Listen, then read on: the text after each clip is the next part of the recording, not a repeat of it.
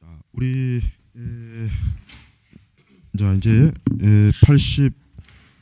80페이지 81페이지 교황과 황제 교황 황제 이제 그쪽 들어가겠습니다. 지난번에 이제 주교 서약까지 했죠. 그러니까 루터는 주교의 서약도 폐지하라. 그 서약에 그러니까 잘못된 서약에 매이는 것 때문에 결국은 교황과 로마 교황청이 앞잡이가 된다. 그렇게 이제 주교 서약에 대해 비판했죠. 자, 이제 우리가 이제 여기서 우선 이제 교황과 황제 이제 이렇게 오늘 들어가는데 루터가 보세요. 루터가 이제 교황에 대한 것을 이제 세세하게 이제 조목조목 다 이제 비판을 해요. 왜 그러냐 하면 루터에게 있어서는 일단 독일 사람들에게 이 교황의 그 본질, 또 교황제의 잘못된 것, 또 부패, 타락 이런 것들을 확실하게 이제 각인을 시키려고 이제 교황에 대해서 아주 집요하게. 그래서 이제 계속 이제 보면 알겠지만 이제 뭐 아주 철저하게 그 중심이 누구냐면 교황에 대해서 집중적으로 공격을 해요. 이게 뭐 모든 지금 내용이 루터는 이 교황에게 포인트를 주고서 이 교황을 비판하는 이러한 논증을 지금 계속 하고 있습니다. 그 이유는 뭐냐면 로마 카톨릭의 정점은 교황이에요. 이거는 지금도 마찬가지입니다. 우리가 카톨릭의 가장 중요한 본질이 뭐냐면 교황제입니다. 그러니까 로마 카톨릭이 교황제를 만약에 없앤다면은 로마 카톨릭이 뭔가 좀 개혁을 할 의지가 있다고 봐야 돼. 그러나 로마 카톨릭은 절대 교황제를 없애지 않습니다. 로마 카톨릭은 하여튼 이 세상이 예수님의 심판으로 끝나는 그날까지 로마 카톨릭은 절대로 자기들 스스로 교황제를 절대 포기하지 않아요. 왜? 결국은 로마 교황을 정점으로 해서 로마 교회는 세워진 거예요. 그러니까 로마 교황이 없으면은 로마 천주교도 없다고 보면 되는 거예요. 그러니까 그런 말이 있잖아요. 주교 없이는 교황도 없다. 교회가 없다. 그러니까 그만큼 로마 천주교는 굉장히 이 교황이라고 하는 게 보통 이게 중요한 게 아니에요. 그러니까 여러분 우리가 예를 들면 만약에 이제 천주교도들한테 이제 천주교인을 만약에 만났다고 쳐봐요. 그 천주교인을 만났을 때 제일 그 사람들을 신경을 날카롭게 할 수 있는 말이 뭐냐면 교황을 욕하는 거야. 이 교황에 대해서. 그럼 천주교도들은 아주 극도로 아주 싫어합니다. 왜 그러냐면 그들에게 있어서 교황은 거의 신앙의 숭배 대상이나 마찬가지예요. 그렇기 때문에 다른 거를 뭐 좀 비판해도 뭐 꼭 대화가 되지만 교황을 비판하면 천주교도들은 귀를 꽉 닫아버려요. 그만큼 그들에게 있어서 이 교황이라고 하는 존재는 보통 아주 심각한 이 대상이 아니라고 하는 우리가 꼭 알고 있어야 돼요. 그러니까 우리가 이제 로마 카톨릭을 비판할 때 교황제를 집요하게 비판하는 게 제일 중요해요. 교황제를 집중적으로 비판해서 이 교황제가 성경적 근거가 없다.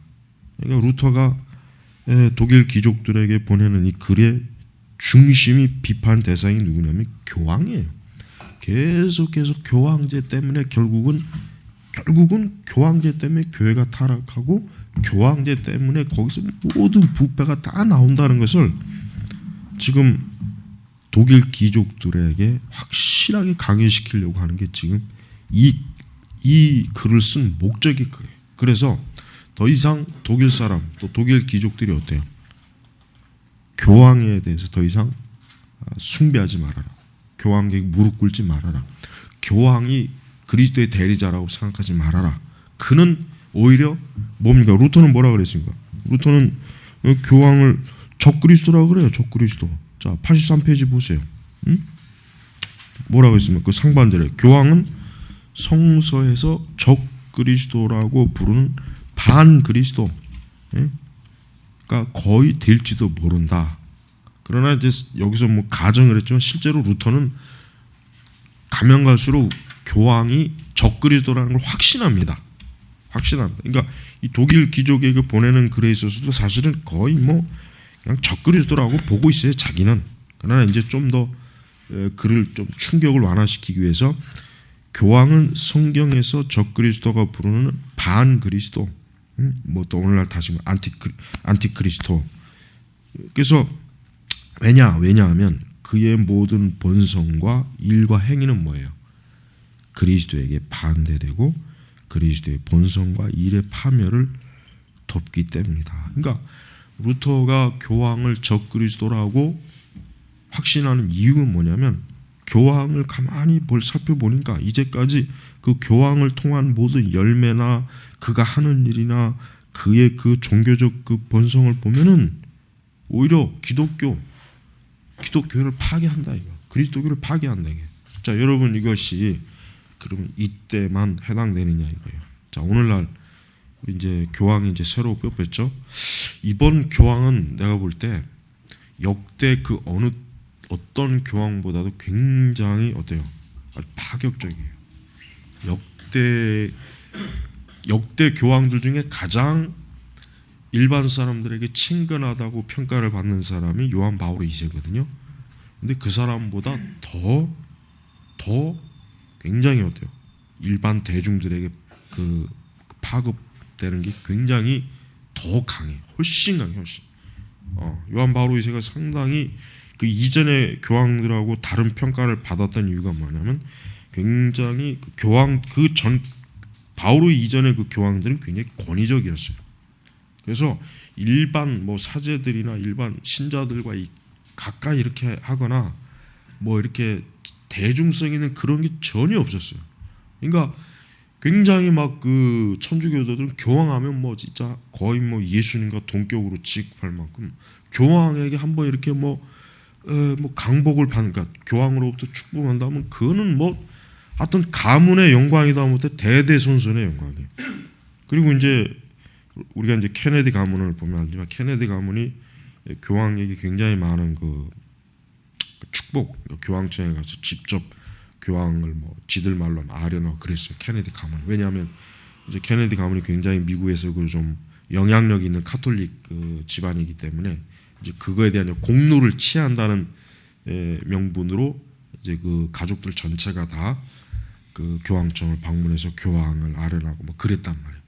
그러니까 이 교황을 천주교 신자들에게 있어서 교황을 한번 본다는 것은 그 보는 것 자체로 그들에게는 굉장히 아주 대단한 거예요.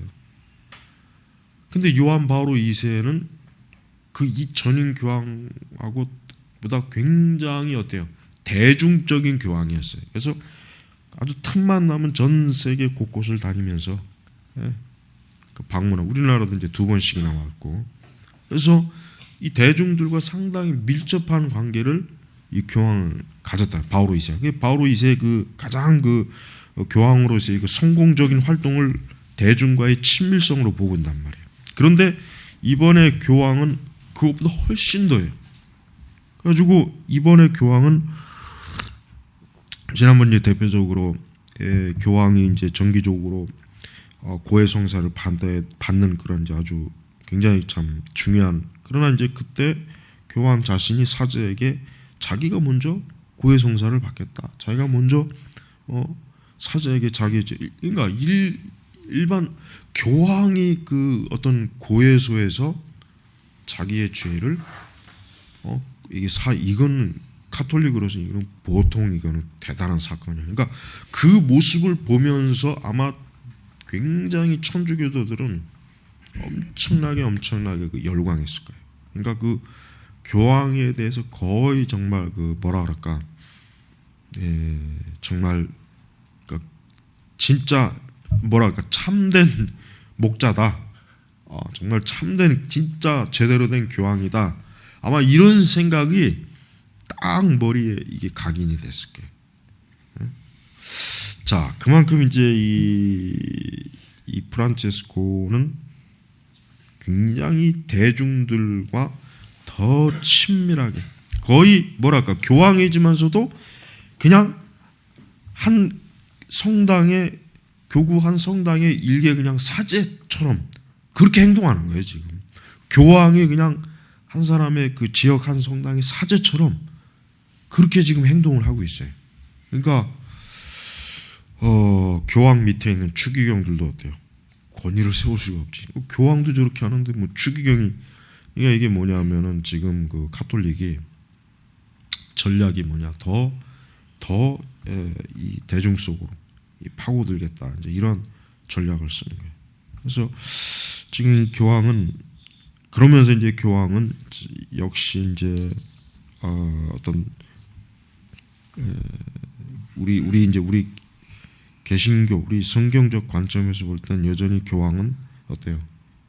복음이 없잖아요. 복음이 없단 말이에요. 일단 복음이 없고, 또 교황 어떤 그 포용적인, 뭐 지금 시대의 그 전형적인 그런 사상, 세계관을 가지고 있어요. 포용적이고, 또 뭐 타 종교를 뭐 믿어야 한다, 믿지 말아야 된다, 뭐 예수 그리스도만을 믿어, 이런 얘기는 아예 뭐 그 사람 입에서 나오질 않아요. 그런 생각 자체가 없기 때문에. 그래서 우리는 그런 교황의 모습을 보면서 사람들은 어떤 생각을 갖냐면 이런 생각을 갖는 거예요. 아, 교황은 굉장히 선한 사람이구나. 아, 참 겸손한 사람이구나. 아, 참 그 권위적이지 않구나. 교황은 굉장히 참 아주 참 자기들하고 친밀한 사람이구나. 이런 생각을 가져요. 그러니까 그런 생각을 가진 사람들에게는 어때요? 만약에 우리가 교황이 뭐 나쁜 놈이다, 뭐 이런 얘기를 하면 어떻게 될까요? 오히려 우리를 아주 안 좋게 보는 거예요. 헐뜯는다, 남을 비방한다. 심지어는 천주교에서 잘 모르는 개신교도들조차도, 뭐 목사들도 똑같아. 만약에 이제 우리가 교황 막 비판하면 이제 왜 교황을 비판하냐, 그렇게 나온단 말이에요. 그러니까 이게 우리 개신교도들도 교황의 그런 것들을 보면서 무슨 생각하겠냐? 아, 참 교황은 훌륭한 사람이구나.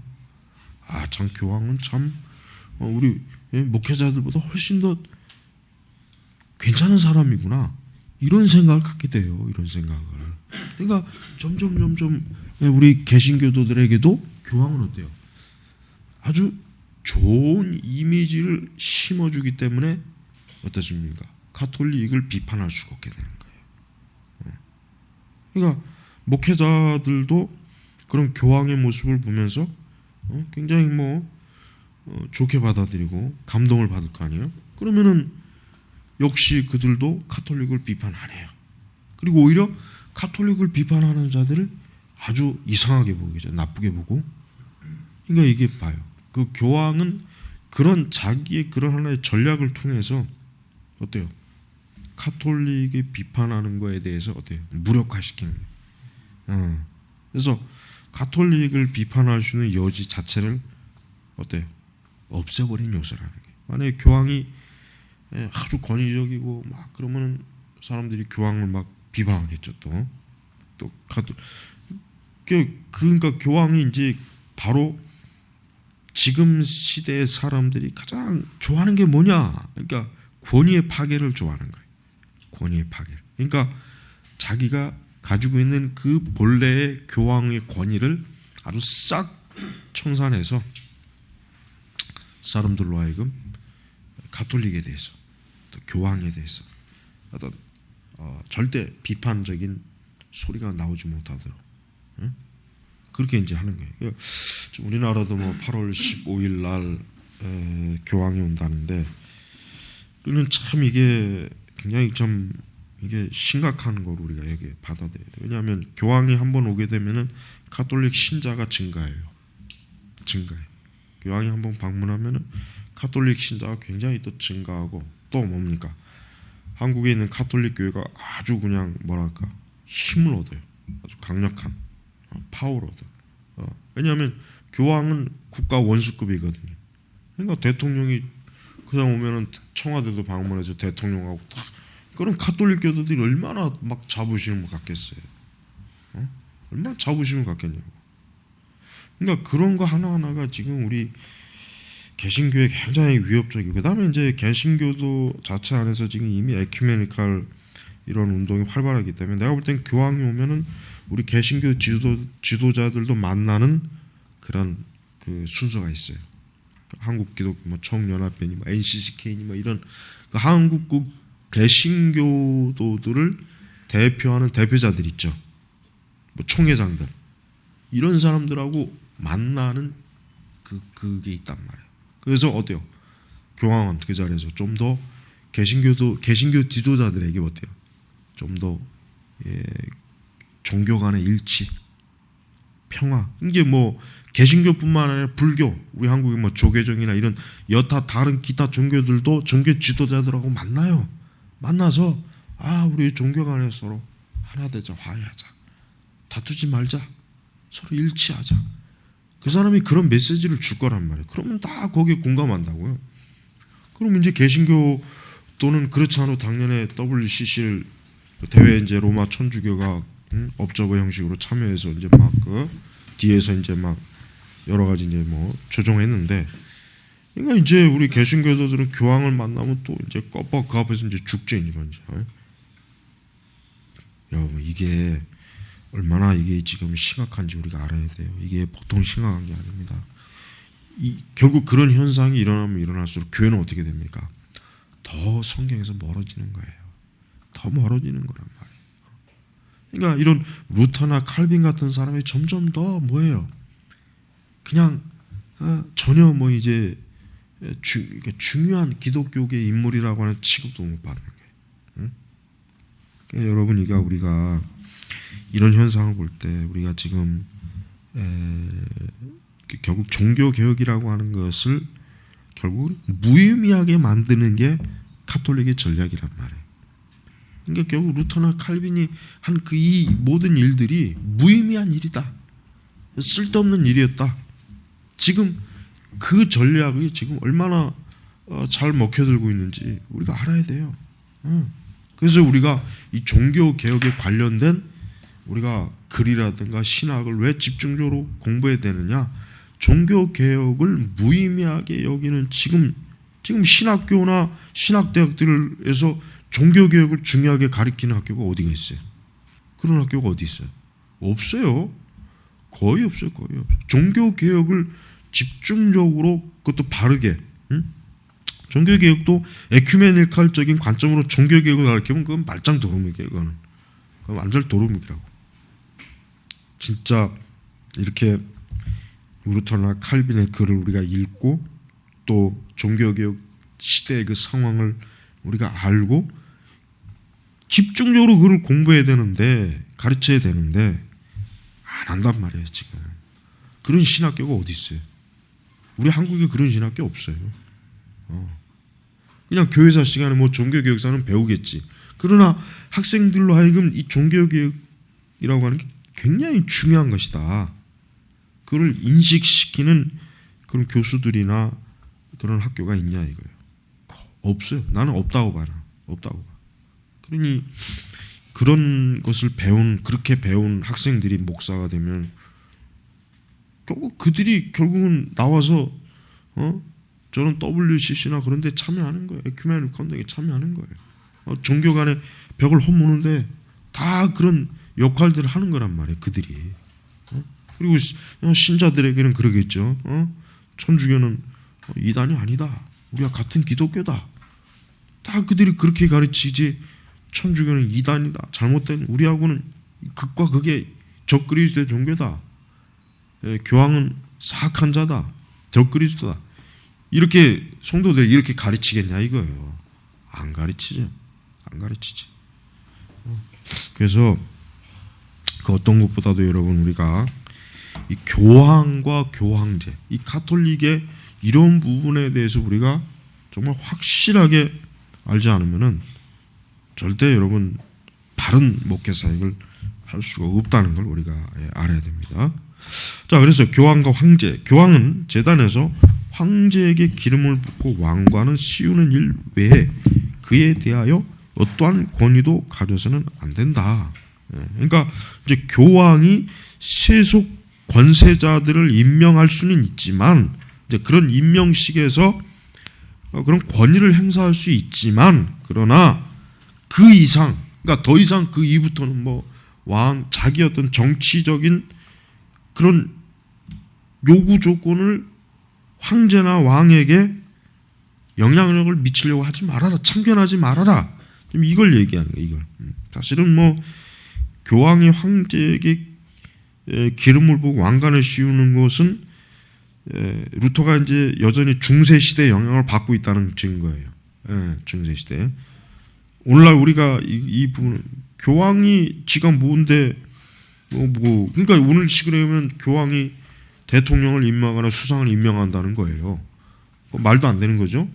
맞아요. 그러나 이제 루터는 여전히 중세 시대 사람이기 때문에 그래도 어쨌든 교황이 황제에게 기름 왕관을 씌우는 것까지는 그래도 이렇게 허용을 하더라고 루터가. 하지만 이제 그 이상 정치적 권위, 여기서 어떤 권위라고 하는 것은 정치적 권위입니다.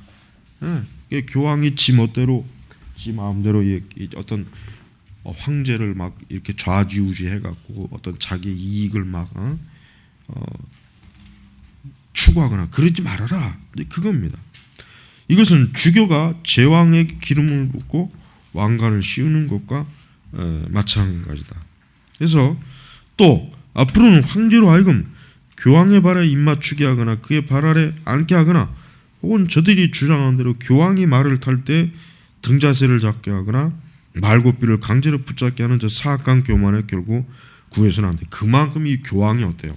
이 권세가 이게 중세 시대 때 교황의 권세는 이게 엄청난 거예요. 엄청난 거예요. 왕을 그 교황의 발에다 입맞추게 하고 자기 발밑에 있게 하고 또 왕이 말을 탈 때는 그 말고삐도 잡아주고 또 왕이 말을 탈 때 그 발을 올리는 그 등자 그걸 이렇게 왕 이 정도로 어때요?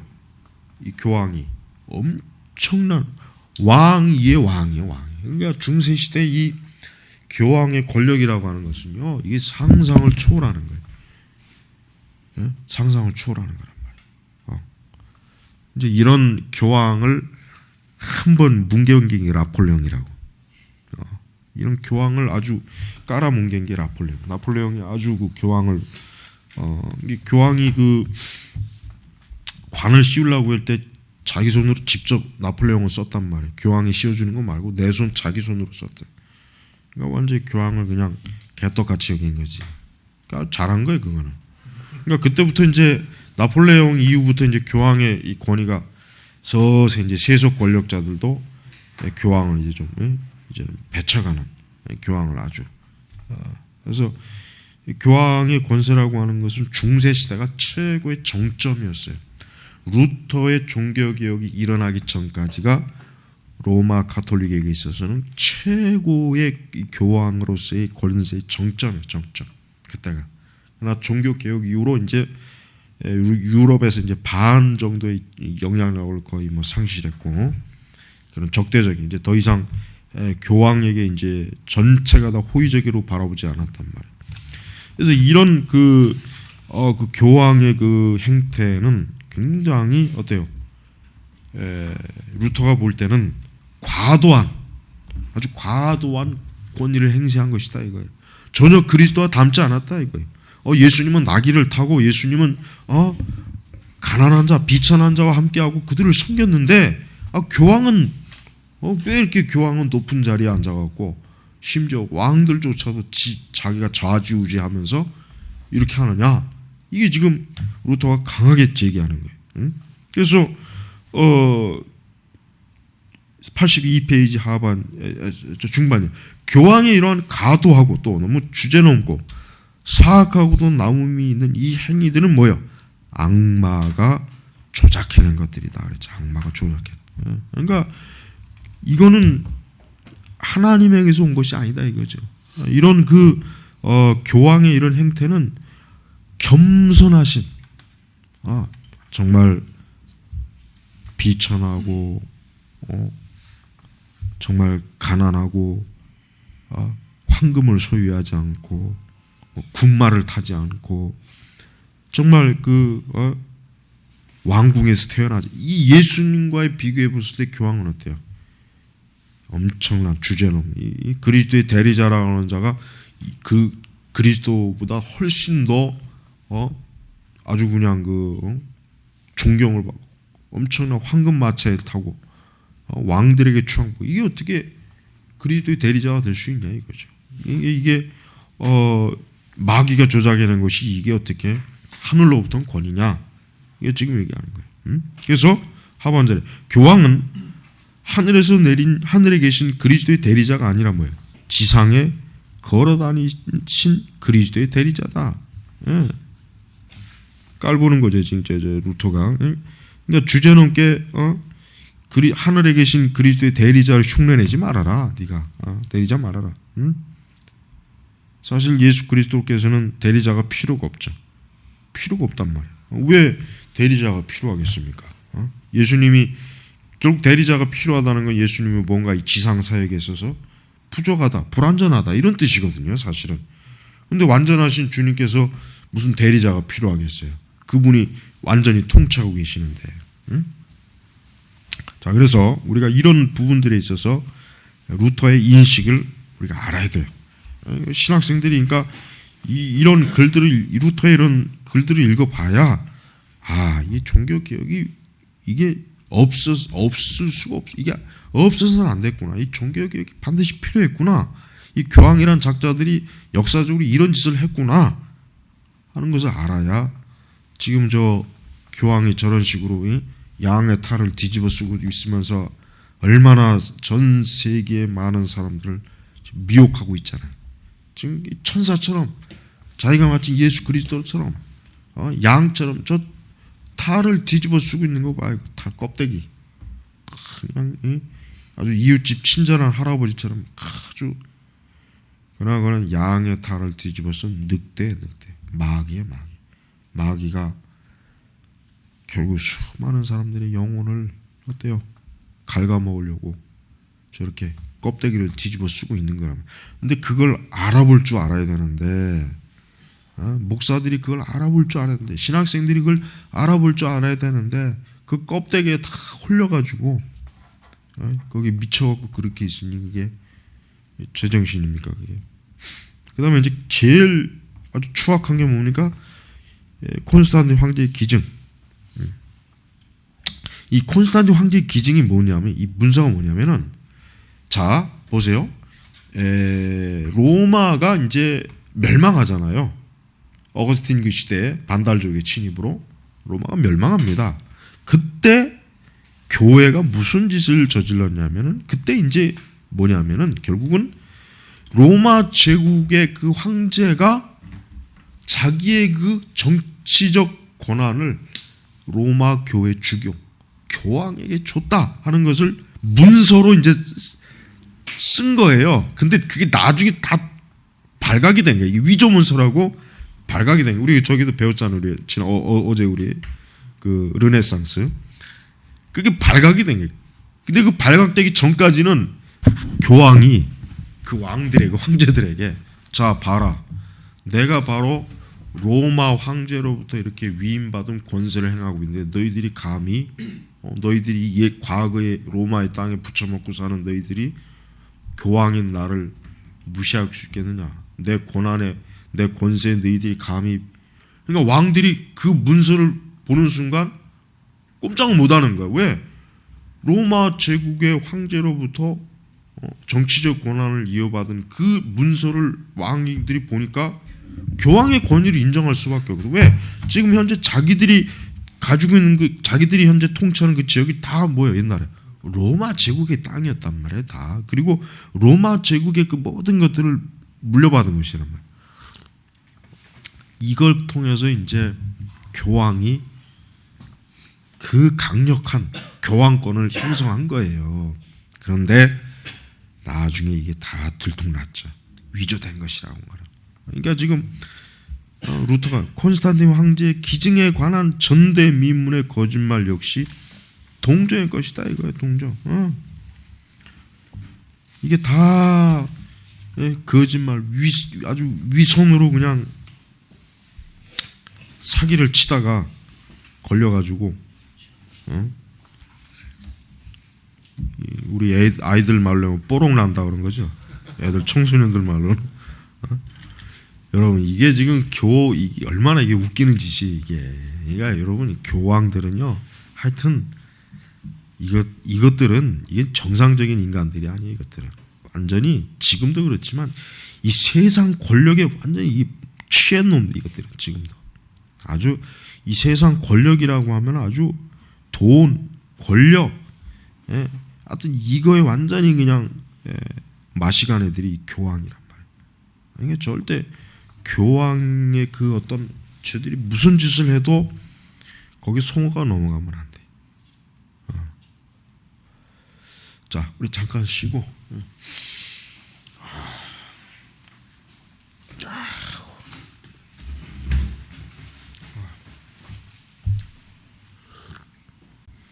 가장 이제 그 아킬레스건이죠. 가톨릭의 가장 핵심이고 중점적인 이 교황에 대한 그 비판은 가톨릭의 아주 맹점을 고발하는 것이기 때문에 굉장히 중요했다. 이제 이렇게 우리가 보면 되는 거예요. 그러면서 이제 교황이 이제 교황에 대한 권위 의식, 이제 교황이 가지고 있는 그런 권위 의식에 대해서 이제는 루터는 계속해서 이제 이 부분에 이제 문제점을 지적하는 거예요. 왜냐하면 교황은 아까도 얘기했지만은 아까 이제 우리 그 콘스탄틴 황제 기증 문서 이 자체가 이제 위조 문서로 밝혀졌단 말이에요. 그러니까 교황이 추구하는 진정한 그가 추구하는 것이 무엇이냐 했을 때 루터가 고발하는 게 뭐냐면 교황은 절대 복음이 아니다. 교황은 절대 진리나 정말 영혼을 위한 정말 그리스도께서 하셨던 것처럼 한 영혼을 위해서 정말 목자로서 정말 그를 위해서 기도하고 진리의 말씀을 가르치고 영의 양식을 나눠주고 가난한 자와 함께하고 교황은 애시당초부터 이거에 아예 마음이 없다 이거죠. 교황이 정말 갖고 싶어하는 거는 이 세상 땅, 이 세상 땅이에요. 그러니까 콘스탄틴 문서 위조를 하면서까지 자기를 모든 이 세상에는 모든 권력자보다 위의 자리에 차지해가지고 어때요? 지배하려고 한 거예요. 그러니까 루터는 바로 왜 교황이 이 세상을 지배하려고 하느냐 이거 왜 지배하려고 하느냐? 교황은 지배하는 자가 아니라 예수님께서 언제 이 세상을 지배하려고 하는 그런 태도로 이 땅에서 그분이 사역하셨냐 이거예요. 아니죠. 예수님은 우리가 복음서에 보지만 예수님은 단 한 번도 예수님의 그 공생의 사역에서 보면은 어떤 왕의 권세나 황제 같은 그런 비슷한 그 권세를 가지고 지배하려고 하는 부분이 한 군데도 없었어요. 예수님 오히려 오죽하면 마지막에 그 제자들의 발을 씻겨주죠. 제자들에게 주님이 십자가에서 돌아가시기 전에 그 제자들을 모아놓고 예수님이 직접 제자들의 발을 씻게 돼요. 자, 그 예수님께서 행하신 그 뭐예요? 그분은 결국 자기 자신을 내어주는 거예요. 자기 자신을 십자가에 내어주고 결국 죄인들을 위해서 자기 자신을 완전히 비연. 그러니까 예수님의 그 모습과 교황하고는 천재. 교황은 왕들에게 자기의 발에다가 입을 맞추라고 하지만 예수님은 어때? 제자들의 발을 씻어줬단 말이에요. 그러니까 정상적이라면 교황이 왕들의 발을 씻어줘야 되는데 이건 거꾸로 어때요? 자기의 발 밑에 앉아 있어라. 자기가 말을 타면은 말고삐를 잡는 말 시종의 역할을 해라. 이렇게 한다면은 이게 어떻게 교황이 이게 정상적이냐? 이거는 그리스도와 전혀 맞지 않는다 이거죠. 그래서 84페이지 상반절에 보면 이랬죠. 그러나 교황은 제국을 다스리리라고 그래요. 아까 말한 거 그대로입니다. 계속 교황이 되려고 한다. 이러한 것은 교황의 이름 아래에서 세상의 주가 되려고 하고 또 교황과 그리스도의 명의로 로마 제국을 이전 상태로 회복시키려고 하는 악한 조작들이다. 그렇습니다. 여러분, 로마 제국의 종교적 복사판이 오늘날 로마 천주교예요. 정확하게 보면 됩니다. 황제는 교황이고 추기경들은 원로원이에요. 그 다음에 그 속주 장관들이라든가 이런 사람들은 다 뭐 주교들이라고. 그러니까 로마 제국의 그 정치 형태를 종교적으로 그대로 복사판이 바로 로마 천주교라고 보면 아주 틀림이 없습니다. 그래서 이제 루터도 그 말을 하는 거예요. 지금 저 교황이 하고자 하는 게 뭐냐 결국. 그럼 결국은 로마 제국, 그러니까 예수님의 이름을 사칭해가지고 뭐예요? 로마 제국을 이전의 상태로 회복시키는 거다 이거예요. 악당, 불황당, 악한 조작이다 이 조작. 껍데기는 교회 십자가 그리스도 이름을 취했지만 그 속은 뭡니까? 로마 제국입니다. 근데 이 로마 제국이 결국은 뭐예요? 요한계시록에도 그대로 나오죠. 그대로 나오잖아요. 그러니까 루터로서는 로마 교황을 적그리스도라고 말할 수밖에 없는 이유가 바로 거기에 있는 것입니다. 그다음에 이제 계속 이제 속권. 자, 루터가 계속 지금 비판하는 게 뭐예요? 교황이 가지고 있는 속권, 그러니까 세속권. 교회뿐만 아니라 심지어는 이제 여기 말했지만 교회 국가들, 도시국가죠. 이제 도시국가, 그다음에 나폴리 왕국 이런 다양한 어때요? 다양한 그 어떤 도시국가나 지역을 어때요? 교황이 직접적인 통치를 해가면서 또 강제로 빼앗고 그렇게 해서 어때요? 그들에게 세를 받고 또 그들을 다스리고 그들을 군사적으로 권력으로 지배하고 그러니까 이런 그 교황의 행태는 어때요? 교황의 행태는 예수님과는 전혀 반대. 예수님 뭐라고 했습니까? 누가 나를 너희 재판관으로 세우느냐. 그러니까 예수님은 이 세속 법정 판 그 자리에서 예수님이 뭐 재판관으로 하려고 해달라고 하니까 누가 나를 너희 재판관으로 세웠느냐. 그러니까 예수님은 거부한 거예요. 나는 그런 거 하고 싶지 않다. 나는 이 세상에 너희들의 재판관 노릇을 하는 그런 사람이 아니다. 예수님은 그런 일을 하러 오신 게 아니죠. 예수님은 십자가에서 죽으시러 오신 것이지. 그러나 교황은 왜? 교황은 청함을 받지도 않고 뛰어들어서 마치 자기가 신이나 된 것처럼 모든 것을 대담하게 장악한다 이게. 그러니까 교황은 자기 주제 파악도 못하고 자기가 낄 때 안 낄 때 그 똥오줌도 구분 못하고 그런 이 세속 권력에 끼어들어가고 자기 이익권을 가지고 권세를 부리려고 하는 이것을 지금 교황에 대한 비판의 지금 내용입니다. 그러면서 이제 교황의 발에 입을 맞추는 일은 더 이상 계속되어서는 안 된다. 그렇습니다. 교황에게 복종의 표시. 지금도 교황이 선출되면은 그 추기경들은 교황에게 복종의 표시를 복종한다고 하는 그 의식을 치러야 돼요. 그러니까 이제는 전에는 같은 추기경이었지만 이제는 그 추기경 가운데 어떤 교황이 뽑히면 교황이 나오면은 이제는 그 교황에 대해서 어떻게 돼요? 이제는 상급자, 통치자, 왕이에요, 왕. 추기경도 거기에 복종하는 거예요. 그래서 새로운 추기경이 교황이 되면 이제 새로운 추기경들을 뽑아요. 그래서 이제 자기 손으로 새로운 추기경들을 임명해가지고 어때요? 그들을 이제 교황에 어떻게 보면 수족 노릇을 하는 거죠. 그러니까 추기경들은 한마디로 얘기하면은 교황의 대리자예요. 교황은 뭐예요? 교황은 그리스도의 대리자라 그러죠. 그다음에 추기경은 교황의 대리자. 그러니까 카톨릭 교인이 많은 그러한 국가는 어때요? 추기경을 세워서 교황이 마치 대리자로서 그 카톨릭 그 교도들을 통치하는 겁니다. 그러니까 추기경이라고 하는 것은 말이 추기경이지 그냥 교황의 똘마니 이렇게 뭐 좀 거친 말에 교황의 그냥 똘마니에요, 똘마니. 그러나 추기경도 굉장히 권세가 큽니다. 추기경도 VI급 원수급으로 이제 그 대우예요. 국가 어느 교황이 어디 가면은 그 나라에서는 그만큼 이 추기경의 권한도 보통 이게 큰 게 아니에요. 그래서 교황은 이 추기경을 통해서 자기의 그 정책, 자기 권력을 고스란히 퍼뜨리는 거예요.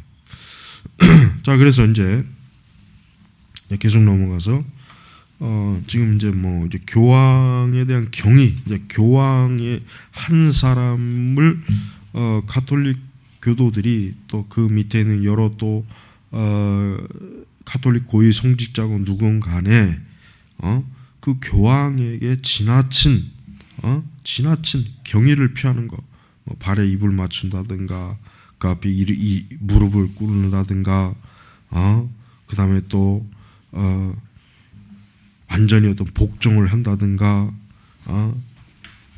이런 여러 형태를 볼 때 교황은 뭐예요? 사람이 아니라 신의 하나님의 마치 자리에 위치할 정도로 강하게 자기의 과도한 복종을 표시한다. 이제 그렇게 얘기하는 것입니다.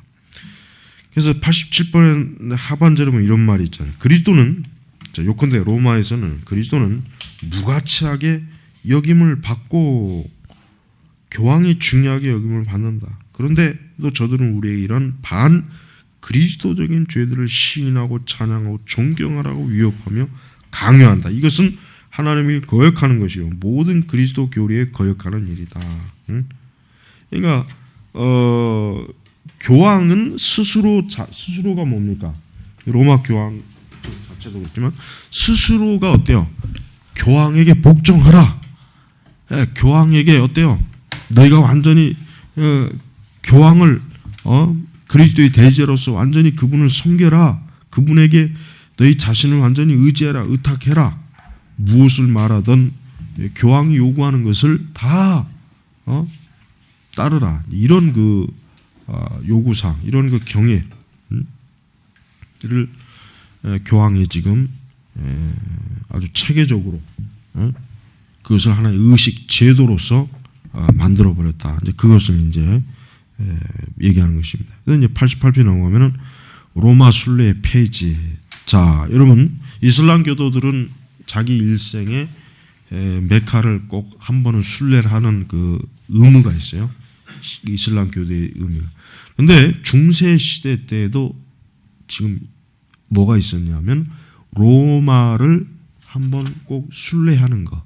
그게 가톨릭 교도들의 의무 하나의 사항이었어요. 그리고 로마를 한번 방문할 때마다 뭐요? 그의 죄가 사해집니다.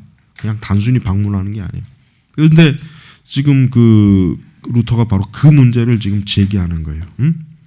로마 순례는 폐지되거나 그렇지 않은 호기심이나 경건한 충동에서 이러한 순례를 하는 것을 아무에게도 허용하지 말아야 한다. 만일 허용하려면 그 순례에 합당한 어떤 정당한 이유가 있어야 된다. 그러나 로마라고 하는 것은 즉 교황이 있기 때문에 가톨릭 교인들은 로마로 순례를 하라고 하는 거예요. 살려하는 거예요. 자, 근데 이제 루터가 이제 참 그 아주 재미있는 속담, 이태리 속담 하나 있죠. 로마에 가까우면 가까울수록 크리스찬이 더 나쁘게 된다. 왜? 거기 교황이 있기 때문에. 이태리 속담이죠. 그 각주에 보면은 하나님은 로마를 제외하고 어디나 계시다. 로마에는 그의 대리자가 있다. 이게 속담이에요. 그만큼 그 당대 이태리 사람들도 로마라고 하는 것이 종교적으로 더럽다, 시궁창이다, 나쁘다 이렇게 지금 인식을 하고 있었던 거예요. 그러니까 루터가 지금 비꼬는 거예요. 비꼬는 거. 그러니까 순례라고 하는 것이 자칫하면 뭐냐, 이게 자기의가 되거든요. 왜냐, 순례를 통해서 아까 뭐예요? 천주교는 그의 죄, 뭐 연호, 그러니까 어떤 면죄부 형식의 뭔가를 줘요. 그래서 가톨릭 교도들이 순례하는 이유가 뭐냐면은 로마를 순례함으로 교황이나 교황청으로부터 어떠한 공로, 어떤 마치 그걸 자기가 그걸 통해서 자기 의, 자기 공로 이런 생각을 하도록 하는 그런 제도가 있기 때문에 그런 것입니다. 자, 그래서 89페이지 바로 이제 위에 나오는 게 곧 사람들이 순례로 잘못된 공상, 그다음에 그 순례를 계속함으로 기중한 선행이라고 생각하는데 이것은 뭡니까? 이것은 하나님께서 명령하지 않은 거예요. 즉 성경 어디에 그리스도인들이 로마를 방문하라 그런 말이 없잖아요. 아니 심지어 여러분 초대교회가 예루살렘에 세워졌죠. 그러면 성경에 이슬람 교도들처럼 모든 그리스도인들은 해마다 한 번씩 아니면 평생에 한 번씩 예루살렘을 방문해라 이러한 조항이 있나요? 없잖아요. 없단 말이에요. 전혀 없어요. 그러니까 오늘날 우리 개신교도들이 뭐 성지순례 한다고 뭐 이스라엘로 뭐 아프리카로 뭐 여기저기 많이 가잖아요. 기독교는 사실 성지순례 종교가 아니에요. 근데 이게 어디서 나온 겁니까? 로마에서 온 겁니다. 중세 시대에 가톨릭 교도들이 뭐예요? 로마시를 방문하는 그 순례하는 그게 그 습관이 어디로 왔습니까? 그 습관이 우리 개신교로 흘러 넘어온 거예요. 그리고 이제 중세 시대 때 사람들은 또 예루살렘을 방문하는 걸 굉장히 자기 평생에 또 소원으로 여겼죠. 중세 시대. 왜? 예수 그리스도께서 십자가에서 죽으시고 또 예수님이 탄생하신 그러니까 예루살렘 방문하는 걸 또 굉장히 어떤 이 중세 시대 사람들은 아주 큰 자기 일생일대 같은 그 과업으로 여겼어요. 그러니까 십자군이 전쟁이 일어나게 된 원인 중에 하나가 뭐냐면은 거기를 이슬람 교도들이 찾아오고 있으니까 어때요? 그리스도인들이 쉽게 다가가지 못하는 거예요. 가서도 또 가다가 또 이슬람 교도들에게 또 막 또 도적대들에게 물건도 뺏기고, 그러니까 그 자유롭게 성지순례를 못 하니까 그러니까 어때요? 종교개혁 종교전 십자군 전쟁 일으켜가지고 거기를 우리가 확보하자. 저것을 저 더러운 이교들 아니 거룩한 예수 그리스도가께서 십자가에서 돌아가신 저것을 어떻게 우리가 이교도들의 손에 저렇게 놔둬야 되느냐. 그래서 종교 전쟁을 일으키는 십자군 전쟁 일으키는 목적 중에 하나가 그게 또 중요한 이유였어요. 그래가지고 거기를 1차 때 이제 한번 가서 차지하고 거기 한 100년 좀 넘게도 차지했다가 이제 나중에 결국은 다시 또 뺏기죠. 그러니까 그 천주교도 그러니까 로마 천주교는 중세 시대 때 그리스도인들로 하여금 순례하는 그런 관습, 풍습을 그렇게 만들었어요. 만들어놨어요. 그래가지고 이게 이제 우리 개신교에도 고스란히 들어오는 거예요. 우리 개신교에서도 성지순례 아까도 우리 밥 먹다 얘기했지만은 지금 성지순례가 다양해요. 신혼여행을 위한 성지순례, 허니문 성지순례라 해가지고 그게 또 있고, 그 다음에 또 뭐 하여튼 다양한 코스가 많아요. 코스가 유럽에도 성지순례 코스가 있고, 아프리카 쪽, 그다음에 중동, 또 이스라엘 거기 이렇게 이제 여러 이제 그 성지순례 코스가 있는데 그 코스를 통해서 이제 뭐 예수님의 발자취를 밟아보자 이런 의도는 좋은데, 그러나 기독교는 우리가 성경적으로 봤을 때 절대 성지순례를 하라라고 하는 그 구절이 없어요. 이슬람교는 있어요. 그러나 기독교는 없어요. 그러니까 우리가 성지순례를 가서 더 좋으냐 나쁘냐 이것보다는 물론 이제 성경을 자기가 더 연구하고 싶고 성경에 있는 그 지역이 어떠니 가보고 싶은 마음에서 가는 거 그걸 제지하는 게 아니라 이렇게 마치 로마 천주교도들처럼 정기적인 순례 코스를 만들어 갖고 이렇게 하는 것은 사실은 이거 기독교인들은 이런 것들은 좀 금해야 되는 거예요. 왜? 그렇게 할 여력이 있으면 그 돈으로 복음을 전하고 선교사들을 돕고 그게 낫지. 아니 우리가 예루살렘 간다고 해가지고 거기서 믿음이 더 커져올 거예요. 뭐 할 거예요? 시내산 올라간다고 해가지고 거기서 우리가 십계명 하나씩 받아올 건가? 아니단 말이에요. 우리가 성지순례 간다고 해서 가나의 혼인잔치 그 지역 간다고 해서 뭐 예수님이 어떤 뭐 골고다 언덕에 올라갔던 그 계단을 우리가 올라간다고 해서 내가 더 믿음이 좋아지고 그런 건 아니에요. 그거는 영적인 믿음이 아니죠. 물론 그렇게 해서 뭔가 마음에 우리가 감동을 받을 수 있지만 더 좋은 신앙이 되게 하는 건 아니에요. 그래서 성경에서 사도들이 그게 정말 중요했다면 바울 사도가 모든 그리스도인들은 해마다 아니면 평생에 한 번씩 로마 예루살렘을 방문해라 이렇게 왜 만들지 않았겠어요? 안 한 거란 말이에요. 그래서 89절 하반절에 순진한 크리스찬들에게서 이와 같이 잘못되고 유혹적인 신앙을 없이하고 선행에 대한 참된 이해를 회복하기 위해서 모든 순례를 어때요? 폐지하지 않으면 안 된다. 이게 한마디로 폐지하라 이거예요. 폐지하라. 그런 것들을 폐지하지 않고서 계속해서 있다고 하는 것은 결국 순례로 인한 모든 잘못되고 부패하고 그 어떤 모든 그 여러 도덕적이고 또 신앙적인 그런 것들이 신자들을 어때요? 오히려 해롭게 만든다. 루터도 로마를 방문했을 때 굉장히 실망을 많이 했잖아요. 루터 본인도. 왜?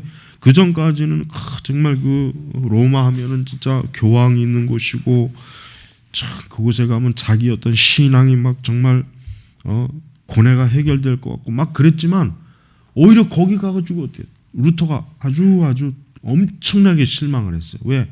엄청나게 타락한 그런 교황, 로마 교황청의 그런 모습들, 사제, 그걸 보는 순간 루터는 환멸을 느껴요. 아, 이게 여기 와서 보니까 이게 아니구나.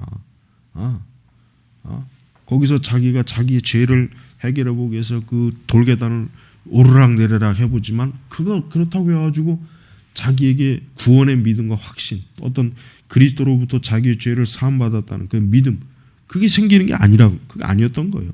여전히 왜? 더 영적으로 더 그냥 고뇌하고 어려움을 그가 받으니까 어때요? 아, 이게 그래서 이제 나중에도 이제 바로 이런 글을 쓰는 거예요. 로마를 순례하는 것을 폐기하라.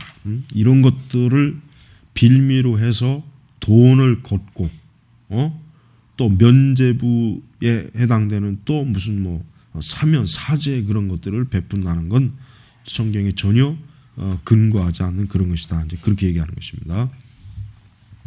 자, 이제 우리 91페이지 탁발수도회 쪽으로 탁발수도회. 이 탁발수도회는 아주 그 논란이 많은 뭐냐면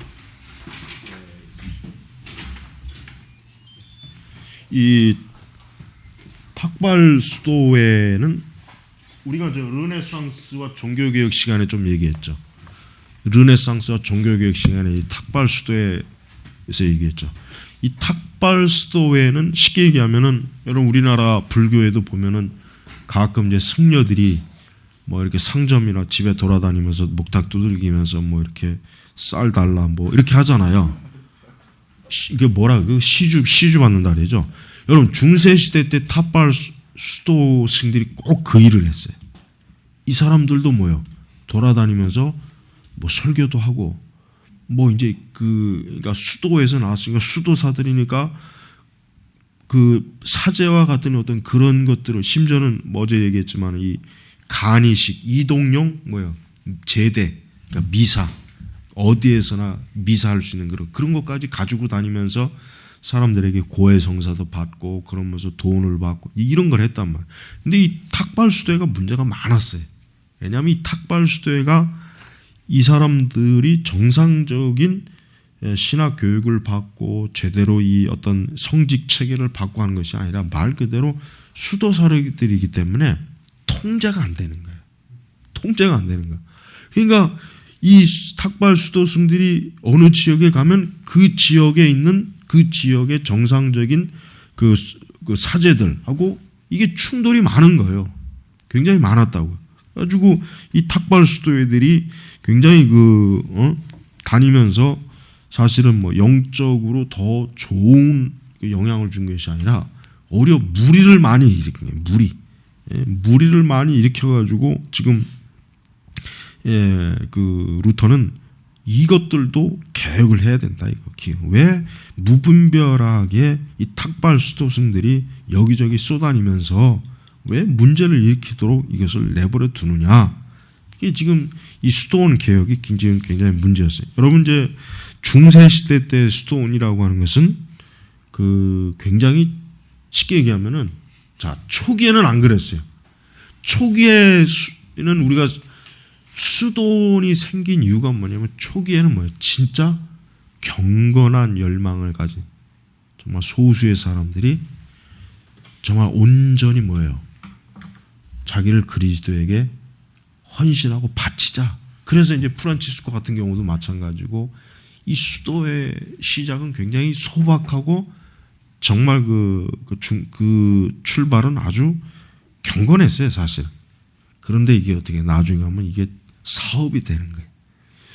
사람들이 점점 그 수도에다가 많은 유산을 기증하고 하니까 어때요? 수도원이 돈이 많아지는 거예요. 돈이 땅도 많아지고 돈도 많아지고. 그러니까 이 수도원을 운영하는 거 하나가 뭐예요? 굉장히 어때요?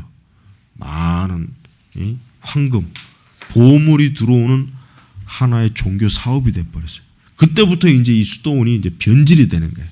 수도원이. 가지고 수도원을 지망하는 사람들도 많았고, 또 수도원도 그런 자기의 이권, 자기가 가지고 있던 그 많은 부를 가지고 자기의 이권을 어떤 행사하는 일도 많았단 말이에요. 그러니까 그로 인해 가지고 이 수도원엔 굉장히 많은 문제들을 일어났고, 그로 인해서 로마 교황청 당국도 아주 골칫덩어리로 여겼어요, 사실. 또 이런 수도승들 또 뭐 이런 이들이 자기들 나름대로의 수도원을 형성해 가지고 또 이 교황 이 제도권, 이 교황청이나 이런 걸로부터 또 서로 대립되는 그런 문제들도 있었고, 그래가지고 이런 그 수도원이나 이런 것들은 원래 그들의 목적, 정말 그리스도를 순전하게 섬기고 청빈하게 정말 오직 어떤 신앙적인 거에만 전심전력하겠다고 하는 이 본래 목적이 다 사라진 거예요. 다 사라져갖고 이제 막 어지럽히고 막 그냥 혼란스러운 그런 일들만 이제 많이 일어나니까 이제 수도는 없는 게 좋겠다. 그리고 이제 93페이지 중반절에 이제 이런 말이 나오죠. 크리스찬의 신앙의 조예가 깊은 영적 고위 성직자가 수도원을 다스릴 수 없으면 오히려 그 수도원은 없어져야 된다. 왜냐하면 그렇지 못한 고위 성직자는 손상과 파멸을 가져오지 않고서는 다스리지 못하며 외적인 행위와 생활이 거룩하게 보이면 볼수록 더욱더 손상과 파멸을 유발시키기 때문이다. 그러니까 루터로서는 이 수도원이라는 것 자체가 정말 경건하고 정말 온전한 성직자가 있으면 모르겠지만 그렇지도 않을 뿐만 아니라 또 그러한 것들이 또 결국은 하나 뭐 유익이 될 수 없다. 이렇게 또 그는 얘기하는 것입니다. 자, 94페이지 중반에 나의 충고는 가장 어리석은 것으로 여겨지리라 생각한다. 그러나 지금 그러한 것에 대해서는 전혀 관심을 두지 않는다. 나는 내가 최선의 것으로 생각하는 것을 그대로 충고한다. 거부하고 싶은 사람은 거부하라. 나는 서약, 특히 정절의 서약이 어떻게 지켜지고 있는지 안다. 정절의 서약은 이러한 수도원들을 통하여 매부 보편화되었으나 그리스도께서 명령하지 않으신 것이다. 오히려 그리스도 자신이 말씀하시고 명령하지 사도들이 바울이 말한 것 같이 이것은 극히 소수에게만 지켜도록 주어져 있다. 그러니까 수도원에 들어가면은 어때요? 수도원에 들어가면은 결혼을 하지 않아야 되거든요. 독신이어야 돼. 독신. 수도사는. 근데 지금 루터는 그걸 지금 다루는 거예요. 그런 부분에 있어서도 모든 사람을 다 그렇게 수도원 서약으로 얽매인다면 이게 과연 올바른 것이겠는가? 이제 그거를 얘기하는 것입니다. 자, 그다음에 이제 중요한 문제는 이제 94페이지 성직자들의 결혼. 자, 여러분, 로마 가톨릭이요. 지금 이제 어떤 문제를 개혁적 문제를 지금 제시하냐면 사제들의 결혼이에요. 여러분 유럽에서 왜 사제들이 수가 부족한지 알아요? 결혼을 못하게 하는 거예요. 이게 항상 문제가 됐던 거예요. 근데 과거에는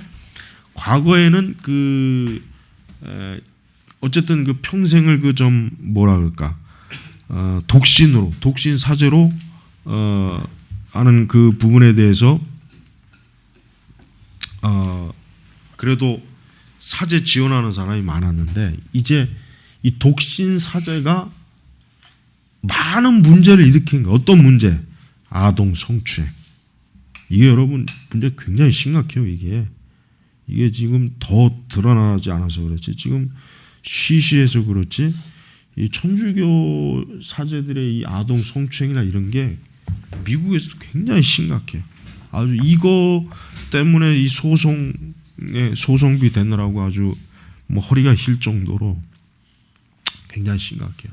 그 다음에 이제 아까 말한 것처럼 지금 세상에서는 독신 사제라고 하는 것을 받아들일 만한 그럴 만한 문화가 아니라는 거죠. 그러니까 어때요? 이제는 이 세상이 좀 변했으니까 어때요? 독신 사제 이것도 좀 이제는 좀 제고하자. 이게 지금 가톨릭 내 개혁자들이 요구하는 거예요. 가톨릭 내 보수주의자들이 가장 강력하게 고수하는 게 역시 이거고, 가톨릭의 내 개혁자들이 가장 어때요? 개혁하고자 하는 것도 이 사제와 수녀들의 뭐예요? 독신제. 그러니까 사제들도 결혼하게 하자. 그래서 좀 이제 그래야 좀 그 사제들도 많이 이제 지원하지 않느냐. 그 외 여러 가지 이제 문제점들이 너무 많거든. 자기들이 봐도 이 독신 문제로 인해서 일어나는 문제가 너무 많으니까 도저히 안 되겠다 이거야. 그러나 보수파 진영이 가장 강하게 붙잡고 있는 것도 이거예요. 왜? 사제들이 만약에 결혼하면 어떻게 되냐? 그러면 어떻게 되냐? 그러면 과연 저들이 충성심을 교황에게, 주교에게 과연 충성심을 바치겠느냐 이거예요. 안 바친다는 거죠. 와해된다는 거예요. 와해. 그러니까 여러분 말이 좋아서 그렇지 수녀나 사제들을 왜 뭐 일평생 그리스도에게 바쳐진 그건 말이 좋아서 그런 것이지 실제로는 뭐예요? 사람이라고 하는 게 자기의 딸린 식구가 없으면 어때요?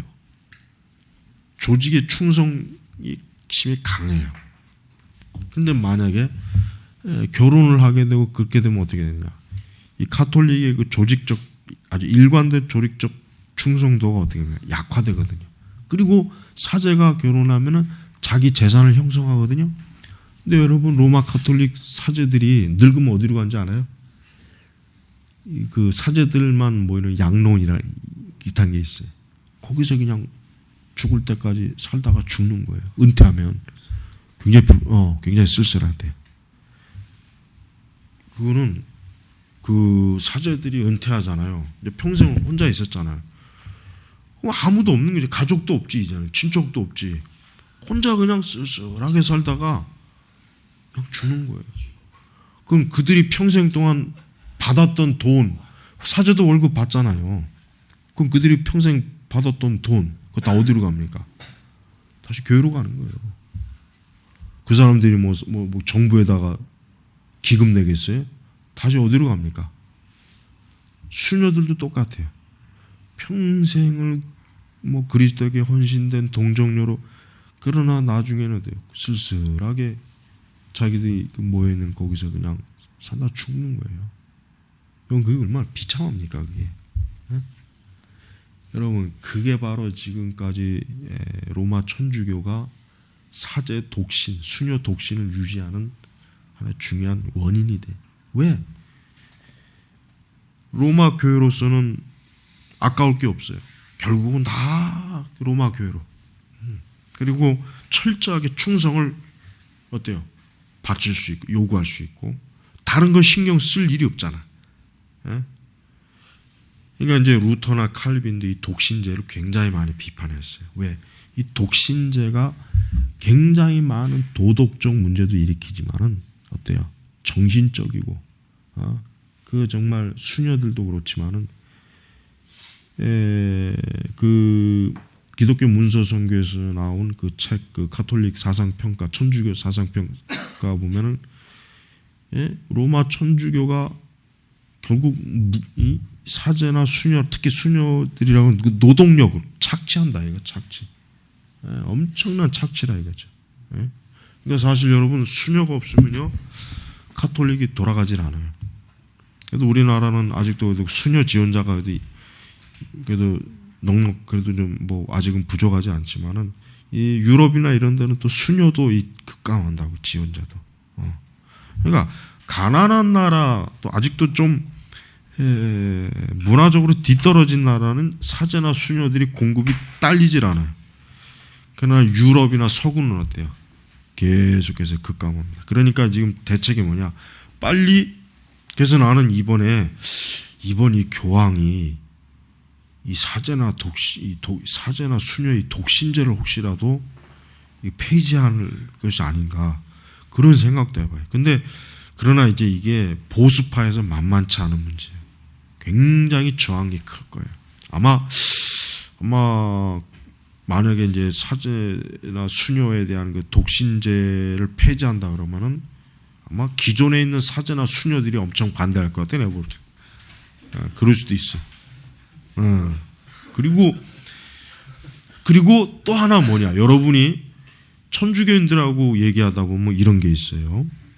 그들이 신부나 사제들을 존경하는 이유 중에 하나 뭐냐면 평생 독신으로 있다고 하는가. 그걸 굉장히 존경스럽게 봐요. 이 어떻게 평생도록 결혼 안 하고 이게 쉬운 게 아니지 않느냐? 그렇죠. 쉬운 게 아니죠. 쉬운 거.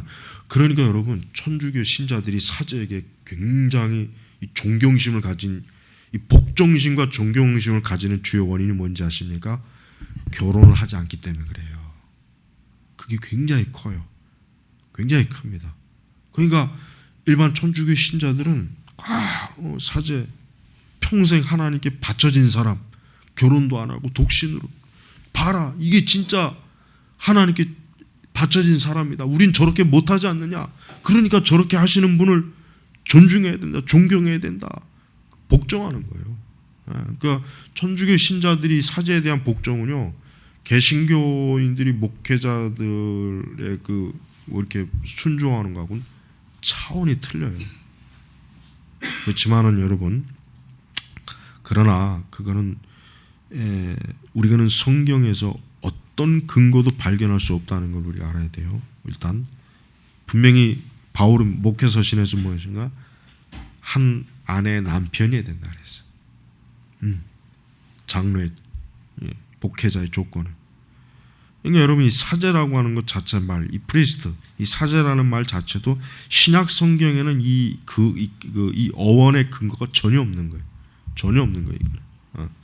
신약 성경은 목회자에 대한 말은 나오지만 사제라는 말은 안 나와요. 사제라고 하는 말이 근거가 전혀 없어요. 더군다나 이 결혼을 하지 않는 사제, 독신 사제는 어때요? 초대교회 기록에 보면은 나와 있질 않아요. 없단 말이에요. 그러니까 이것도 뭐예요? 그리고 이제 우리가 아는 바처럼 로마가 5세기에서 6세기까지도 그 당시에 사제들은 결혼했어요. 그러다가 이제 나중에서야 좀 더 조직화되고 체계화되니까 어때요? 성직자 독신제를 딱 교회에서 법으로 딱 해버렸잖아요. 그런데 여러분 중세 시대는 여러분 아는 것처럼 첩이 다 있었어요.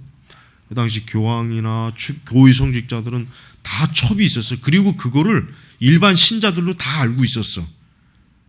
근데 이제 이게 근대에 넘어가면서 좀 더 이제 이 감시적인 이런, 그러니까 좀 더 이 사회가 좀 더 깨이니까 이제 천주교가 이제 그 짓을 못 하는 거지. 근데 내가 알기에는 여러분 드러나지 않아서 그렇지 여러분 이 사제들의 그런 저기 저 홍대 전 또라이 것처럼 그런 짓을 하는 사제들이 굉장히 많습니다. 굉장히 많습니다. 진짜 많아요. 그게 안 드러나서 그렇지 굉장히 많습니다.